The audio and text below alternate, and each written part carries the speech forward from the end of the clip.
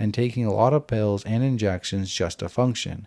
And, well, pain medication can be quite addictive and can change you as a person.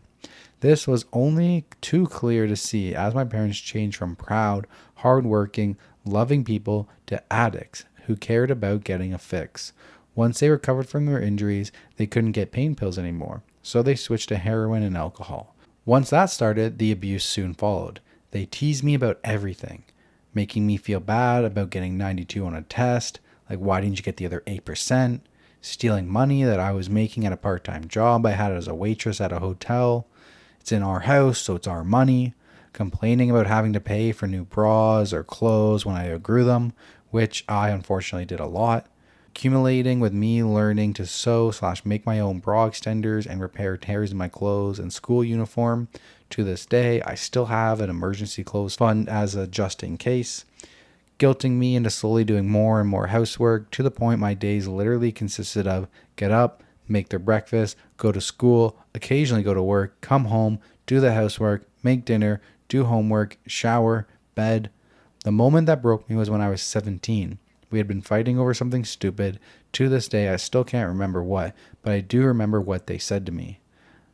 My dad said, "You're just a lazy, good-for-nothing bitch. All you do is rip your clothes with your fat fucking tits and complain, even though we keep this roof over your head and food in the fridge." And my mom chimed in, "So shut up, you're worthless, you're just going to be a waitress all your life anyway. You're not worth a fiver." This was followed up by a slap from dad and my mom spitting on me. Have you ever heard the expression, you can't see the forest through the trees? Well, that damn day lit a fire underneath me and I got ready to burn the forest down. What followed was me putting all my time into school and work. The next 5 years seemed to fly by in a month. I don't know how or why, but I turned into a machine and made something of myself. I finished my learning certificate, got into culinary college, passed with flying colors, and got a job as a prep chef in the hotel I was working at. I moved out of my parents' house and into an apartment. Thank you, Uncle Curie. Busted my ass and got promoted through the chefs, and after about 3 years, sous chef.